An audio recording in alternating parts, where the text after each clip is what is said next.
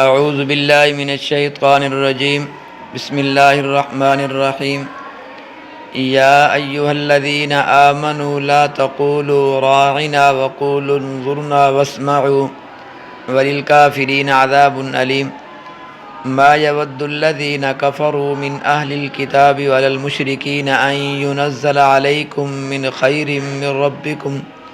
واللہ یختص برحمتہ من یشاء واللہ ذو الفضل العظیم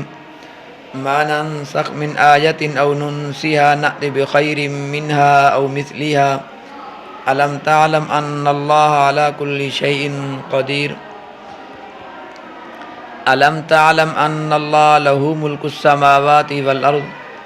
وما لکم من دون اللہ من ولی ولا نصیر ام تريدون ان تسألوا رسولكم كما سئل موسى من قبل ومن يتبدل الكفر بالإيمان فقد ضل سواء السبيل یا ایہا الذین آمنوا اے وہ لوگ جو ایمان لائے ہو لا تقولوا راعنا تم راعنا نہ کہو وقولوا انظرنا اور انظرنا کہو واسمعوا اور سنو وللکافرین عذاب علیم اور کافروں کے لیے دردناک عذاب ہے ما یود الذین کفروا نہیں پسند کرتے وہ لوگ جو کافر ہیں من اہل الکتابی اہل کتاب میں سے ولا المشرکین اور نہ مشرکوں میں سے ان ینزل علیکم من خیر یہ کہ اتاری جائے تم پر کوئی بھلائی من ربکم تمہارے رب کی طرف سے واللہ یختص برحمتہ من یشاء اور اللہ تعالیٰ خاص کرتا ہے اپنی رحمت کے ساتھ جس کو چاہتا ہے واللہ ذو الفضل العظیم اور اللہ تعالیٰ بڑے فضل والا ہے ما ننسخ من آیہ جو منسوخ کرتے ہیں ہم کسی آیات کو او ننسیہ یا ہم اس کو مٹا دیتے ہیں نأتی بخیر منہا تو ہم اس سے بہتر لے آتے ہیں او مثلیہا یا اس جیسی الم تعلم کیا آپ نہیں جانتے ان اللہ علی کل شیء قدیر بے شک اللہ تعالیٰ ہر چیز پر قادر ہے الم تعلم ان اللہ کیا آپ نہیں جانتے کہ بے شک اللہ تعالیٰ لہ ملک السماوات والارض اللہ تعالیٰ ہی کے لیے ہے جو کچھ آسمانوں میں ہے جو کچھ زمین میں ہے یعنی اللہ تعالیٰ ہی کے لیے ملک آسمانوں کا اور زمین کا وما لکم من دون اللہ اور نہیں ہے تمہارے لیے اللہ تعالیٰ کے سوا من ولی ولا نصیر کوئی حمایتی اور نہ ہی کوئی مددگار یعنی من ولی ولا نصیر کوئی حمایتی اور نہ مددگار ام تریدون کیا تم ارادہ کرتے ہو ان تسألوا رسولکم کہ سوال کرو تم اپنے رسول صلی اللہ علیہ وسلم سے کما سئل موسیٰ من قبل جس طرح سوال کیا گیا موسیٰ علیہ السلام سے اس سے پہلے ومن یتبدل الکفر اور جو شخص تبدیل کرے گا کفر کو بالایمانی ایمان کے ساتھ فقد ضل سواء السبیل پس تحقیق وہ سیدھے راستے سے گمراہ ہو گیا۔ ان آیات کا ماقبل کے ساتھ ربط واضح ہے کہ یہود و نصارہ کی شرارتوں کا ذکر چلا آ رہا ہے۔ ان آیات میں بھی ان کی ایک شرارت کا ذکر ہے کہ وہ حضرت صلی اللہ علیہ وسلم اور ایمان والوں کو پریشان کرتے رہتے تھے، اور اس طرح کہ وہ حضرت صلی اللہ علیہ وسلم کی خدمت میں ہر طرح کے لوگ آتے تھے، ان میں شہری بھی ہوتے تھے اور دیہاتی بھی ہوتے تھے اور تعلیم یافتہ بھی اور ان پڑھ بھی اور ذہین بھی غبی بھی اور متوسط ذہن کے لوگ بھی ہوتے تھے، تو ہر مجلس میں ہر طرح کے آدمی موجود ہوتے ہیں۔ سب کو اللہ تعالیٰ نے ایک جیسا پیدا نہیں فرمایا۔ کچھ ایسے ہوتے ہیں کہ کلام کے شروع ہوتے ہی وہ سمجھ جاتے ہیں کہ متکلم کیا کہنا چاہتا ہے، اور بعض کا کلام ختم ہونے کے بعد سمجھتے ہیں۔ بعض تو اس طرح ہوتے ہیں کہ کلام ختم ہونے کے بعد سمجھتے ہیں، اور ایسے بھی ہوتے ہیں کہ سارا بیان ختم ہونے کے بعد بھی ان کے پلے کچھ نہیں پڑتا۔ یہودیوں کی لفظی تحریف، کیونکہ آپ صلی اللہ علیہ وسلم کی مجلس میں ہر طرح کے آدمی ہوتے تھے، تو صحابہ کرام رضوان اللہ تعالی علیہم اجمعین نے حضرت صلی اللہ علیہ وسلم سے درخواست کی اور کہا راعنا، حضرت ہماری رعایت فرمانا، کہ بیان ایسے طریقے سے ہو کہ دیہاتی بھی سمجھ لیں اور شہری بھی، پڑھے لکھے بھی اور ان پڑھ بھی، ذہین بھی اور درمیانے ذہن کے مالک بھی۔ لفظ بھی صحیح تھا، راعنا کیا ہے، لفظ بھی صحیح تھا راعنا، اور اس کی مراد بھی صحیح تھی، مگر یہودی اس لفظ سے غلط مراد لیتے تھے کہ ان کی لغت میں راعنا رعونت، کیا رعونت سے احمق اور جہل کے معنی میں استعمال ہوتا تھا، اور وہ راعنا بولتے آپس میں ہنس سے کہ ہم نے محمد صلی اللہ علیہ وسلم کو نعوذ باللہ احمق اور جہل کہا ہے، معاذ اللہ، اور اس طرح بھی شرارت کرتے تھے۔ راعنا کے لفظ کو ذرا کھینچ کر راعینا بولتے تھے، یعنی ہمارا چرواہ، معاذ اللہ ثم معاذ اللہ۔ تو اسی طرح یہودی جب آپ صلی اللہ علیہ وسلم کے پاس آتے تو جلدی سے کہتے السلام علیکم، تو اس کا معنی ہے تم پر موت واقع ہو۔ السلام علیکم کا معنی ہے تم پر رب تعالیٰ کی طرف سے سلامتی ہو۔ تو اس طرح چالاکی سے یہ حرکت بھی کرتے تھے۔ تو ایک دفعہ حضرت صلی اللہ علیہ وسلم اپنے کمرے میں موجود تھے اور ایک کونے پر پردہ لٹکا ہوا تھا۔ جب کوئی آدمی آتا تو حضرت عائشہ صدیقہ رضی اللہ تعالی عنہا پردے کے پیچھے چلی جاتی، کیونکہ ایک ہی کمرہ تھا، اور ایک آدمی نے دروازہ کھٹکھٹایا تو آپ صلی اللہ علیہ وسلم نے اس کو اندر آنے کی اجازت دی۔ حضرت عائشہ صدیقہ رضی اللہ تعالی عنہا پردے کے پیچھے چلی گئی، تو اس آدمی نے کیا کہا؟ اس آدمی نے کہا السلام علیکم۔ انہوں نے اندر سے کہا، یعنی حضرت امی عائشہ صدیقہ رضی اللہ تعالی عنہا نے اندر سے کہا علیک السلام واللعنت، تیرے اوپر موت اور لعنت پڑے، تیرے اوپر موت اور لعنت پڑے۔ خیر اس یہودی نے جو بات کرنی تھی کر کے چلا گیا۔ حضرت صلی اللہ علیہ وسلم نے فرمایا اے عائشہ تو بڑے غصے میں تھی، کیا بات تھی؟ کہنے لگی حضرت الم تسمع ما قال، آپ نے نہیں سنا جو اس نے کہا، یعنی السلام علیکہ۔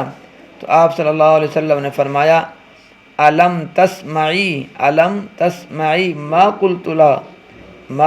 له، کیا تو نے نہیں سنا جو میں نے اس کو کہا، یعنی علیکہ تجھ پر پڑے، بس اتنا جواب کافی تھا۔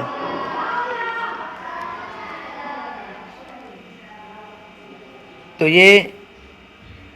خبیث لوگ لفظوں میں ہیرا پھیری کرتے تھے، اور راعنا کے جملے سے چونکہ توہین کا پہلو نکلتا تھا تو لہذا اللہ تعالیٰ نے ایمان والوں کو اس جملے کے استعمال کرنے سے منع کر دیا، روک دیا۔ تو اللہ تعالیٰ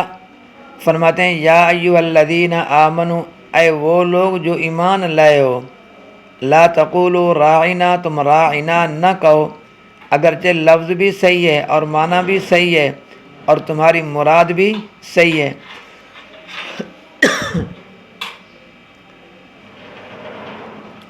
لیکن یہودی اس سے غلط فائدہ اٹھاتے ہیں، اس لیے یہ لفظ استعمال نہ کرو۔ وَقُولُ انظُرْنَا، اور انظرنا کہو، حضرت ہماری طرف نظر شفقت فرماؤ۔ تو اس سے اتنی بات سمجھ آ گئی کہ اگر جملہ صحیح ہو اور اس سے مراد غلط ہو تو اس کا بولنا صحیح نہیں ہے۔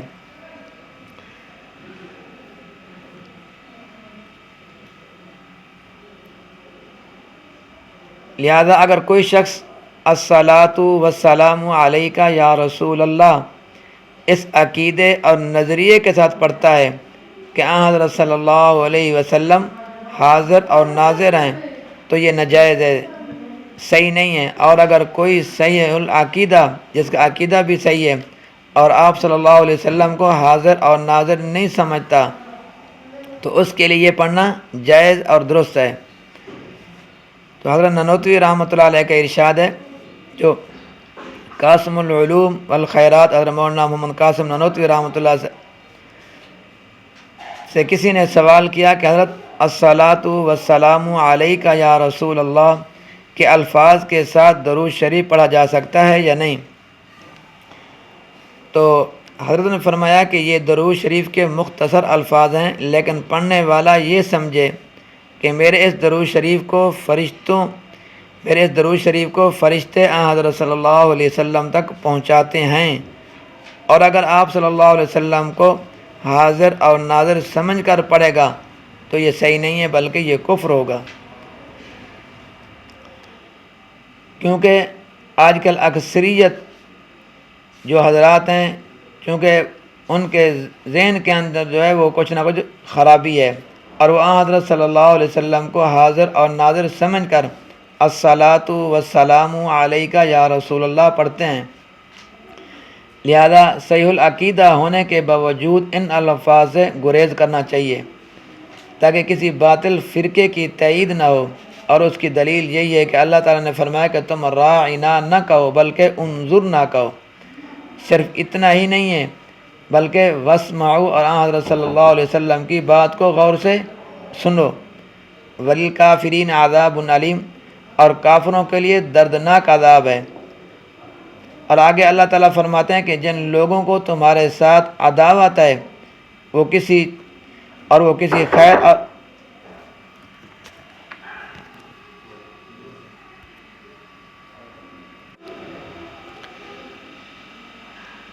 آگے اللہ تعالیٰ فرماتے ہیں کہ جن لوگوں کو تمہارے ساتھ عداوت ہے وہ کسی چیز اور بھلائی کو تمہارے لیے پسند نہیں کرتے۔ فرمایا ما یود الذین کفروا، نہیں پسند کرتے وہ لوگ جو کافر ہیں، من اہل الکتاب، اہل کتاب میں سے، یہودی ہوں یا عیسائی، وللمشرکین، اور نہ مشرکوں میں سے، ان ینزل علیکم من خیر، یہ کہ اتاری جائے تم پر کوئی بھلائی، من ربکم، تمہارے رب کی طرف سے۔ نبوت جو ہے یہ نبوت کسبی نہیں ہوتی۔ وہ کہتے ہیں کہ ان کو نبوت ملی ہے، ہمیں کیوں نہیں ملی؟ ان کو کتاب ملی ہے، ہمیں کیوں نہیں ملی؟ فرشتہ ان کے پاس کیوں آتا ہے، ہمارے پاس کیوں نہیں آتا؟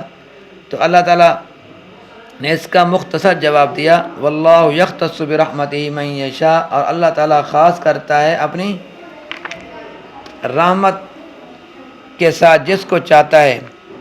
اپنی مرضی سے نبوت کسی کو نہیں مل سکتی۔ اللہ تعالیٰ وہ حکیم بھی ہے، اللہ تعالیٰ خبیر بھی ہے، اللہ تعالیٰ علیم بھی ہے، اور وہ ہر شے کو جانتا ہے اور ہر چیز سے باخبر ہے، اور اپنی حکمت کے مطابق کام کرتا ہے۔ سب سے پہلے حضرت آدم علیہ السلام کو پیغمبر بنایا، اور آخری پیغمبر حضرت محمد الرسول اللہ صلی اللہ علیہ وسلم کو بنایا، اور آپ صلی اللہ علیہ وسلم ہر اعتبار سے خاتم النبیین ہیں۔ زمانے کے اعتبار سے، مرتبے کے اعتبار سے آپ صلی اللہ علیہ وسلم کی ذات گرامی سے بڑا کوئی نہیں ہو سکتا، اور نہ ہی آپ صلی اللہ علیہ وسلم کے بعد کوئی پیغمبر بن کر آ سکتا ہے۔ جس طرح قادیانیوں کا عقیدہ باطل اور غلط ہے، جیسے کہ مرزا قادیانی کے لڑکے بشیر الدین محمود نے لکھا ہے کہ اگر کوئی شخص چاہے تو حضرت صلی اللہ علیہ وسلم کے درجے کو پہنچ سکتا ہے، بلکہ آپ صلی اللہ علیہ وسلم سے آگے بھی نکل سکتا ہے۔ معاذ اللہ تعالی ثم معاذ اللہ تعالی ثم معاذ اللہ تعالی۔ تو اس کا مطلب یہ ہوا کہ نبوت ایسی چیز ہے کہ بندہ محنت کر کے اس کو حاصل کر سکتا ہے، حالانکہ نبوت صرف رب تعالیٰ کا فضل ہے، جس کو رب تعالیٰ نے چاہا اس کو عطا فرمائی۔ حضرت محمد صلی اللہ علیہ وسلم پر ختم فرما دی۔ آپ صلی اللہ علیہ وسلم کے بعد کسی کو نبوت ملنے کا سوال ہی پیدا نہیں ہوتا۔ واللہ ذو الفضل العظیم، اور اللہ تعالیٰ کیا ہے؟ بڑے فضل والا ہے۔ اللہ تبارک و تعالیٰ میرا اور آپ کا حامی و ناصر ہو۔